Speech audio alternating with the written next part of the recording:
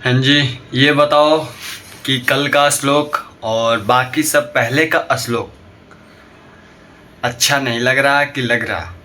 अगर लग रहे हैं तो मेरे लिए सही।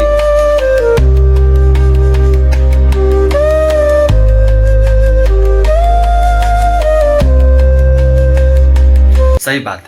अगर नहीं तो कुछ जो नहीं समझ में आ रहा है, चाहे नहीं आ रही है आपको मेरी बातें समझ में, तो पूछ सकते हो। इसमें तो यही है, मेरा प्रॉब्लम पहले था, ना किसी से पूछना, ना किसी से कुछ समझना। क्यों? शर्म। शर्म अब पता नहीं आप लोगों को आती होगी कि नहीं, मुझे तो आती है अभी भी, लेकिन ज़्यादा नहीं। अब धीरे धीरे ख़त्म हो रहा है। तो आज हम श्लोक पढ़ेंगे 23 कि 4, मैं भी भूल जाता हूँ ना, 24 है। तो चलो श्लोक पढ़ते हैं और पढ़ेंगे और समझेंगे, और अच्छे से समझना, आप लोग अच्छे से समझना, इतना मेरे को बस दिल को सुकून मिलेगा। ओके। योऽनन्तः सुखोऽनन्तरारामस्तथानन्तज्योतिरेवो यः स योगी ब्रह्मनिर्वाणं ब्रह्मभूतोऽधिगच्छति। राधे राधे बोलो, और राधे राधे के नाम से स्टार्ट करते हैं। सुनना और ध्यान से, और देखना अच्छे से। हाँ भाई, अच्छे से समझना और अच्छे से कान लगाकर सुनना। जैसे कि सुख का अनुभव कौन करता है? अंतःकरण।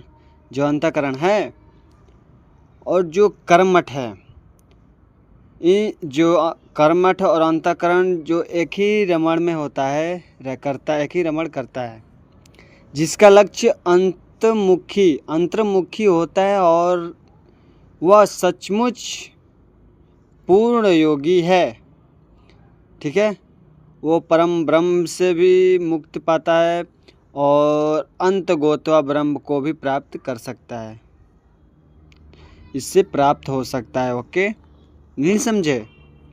जैसे कि जब मनुष्य अपने अंतःकरण को, जो अंतःकरण होता है ना, अंतःकरण अंदर की, उसमें सुख का अनुभव करने लगता है, तब तक वह जैसे अपने अंदर वो सोचता है कि चलो दुख है तो ठीक है, लेकिन अपने अंदर सुख सोचता है कि मैं सुखी हूँ। सुखी के अलावा दुखी मैं कभी नहीं हूँ। बस ऊपर से जो हो रहा है वो तो हो ही रहा है, हम मतलब दुख में हैं, लेकिन अंदर से सुखी हम हैं। जब तक भला बाह्य सुख को प्राप्त करने वाली बाह्य क्रियाओं से वह कैसे छूट सकता है? समझे? जब तक से वो बाह्य सुख प्राप्त करने वाले बाह्य क्रियाओं से कैसे छूट सकता है? मुक्त पुरुष वास्तविक अनुभव द्वारा सुख भोगता है। समझे?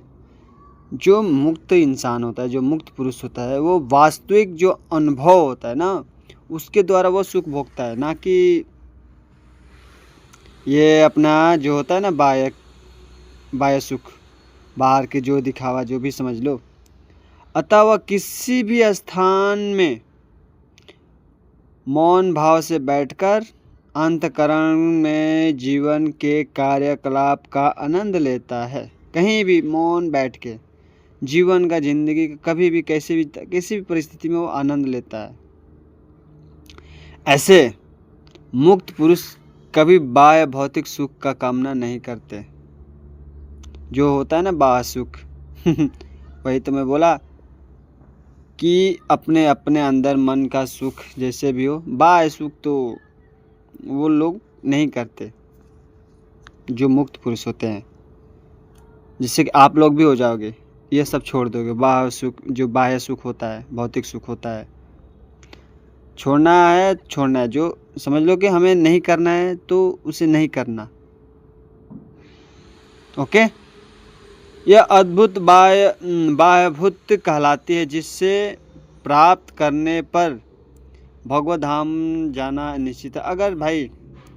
अगर इसी भौतिक जगत में आप लोग सोचो कि हम अच्छा कर्म करें सबसे अलग, तो हमें तो मिलेगा ही मिलेगा भगवत धाम की प्राप्ति। कब? जब बाह्य सुख प्राप्त, जैसे बाह्य सुख जो होता है ना उसे त्यागना स्टार्ट करोगे। सीखो त्यागना, हर चीज़ त्यागना पड़ता है टाइम टाइम पे। आपका टाइम आ गया है। चलो, तो इस श्लोक में यही है। जो भी था अच्छे से सुने कि नहीं सुने ये मेरे को बता दो बस। वैसे भी आजकल गांव का बहुत तो याद आ रही है ना कि चल गांव कब जाना है।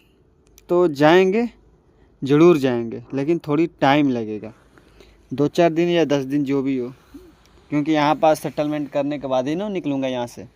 अब देखो कैसे है, क्योंकि सारी टिकटें वेटिंग में चल रही है। अब कैसे जाना है कैसे नहीं ये तो प्रभु की इच्छा है, कैसे ले जाएंगे मेरे को, है ना। तो देखते हैं, जैसी मर्जी हो। भीड़ में एकदम धक्का खाते खाते जाएं या बैठ के कहीं अच्छे से जाएं। प्रभु की इच्छा। जय प्रभु, जय श्री राम, राधे राधे। चलो, आज का दिन ऐसे ही जॉब करा, जब किया, करने के बाद यहाँ आए बैठे, खाना बनाएंगे, बस यही तो चलता है ज़िंदगी में। कि मैं क्या ब्लॉग में दिखाऊं। वैसे भी बोर हो रहे हो, मैं भी बोर हो रहा हूँ, सब बोर हो रहे हैं, है ना। तो चलो कुछ नया करेंगे। ओके, इसलिए मैं निकलना चाहता हूँ अब यहाँ से। ठीक है, चलो, राधे राधे।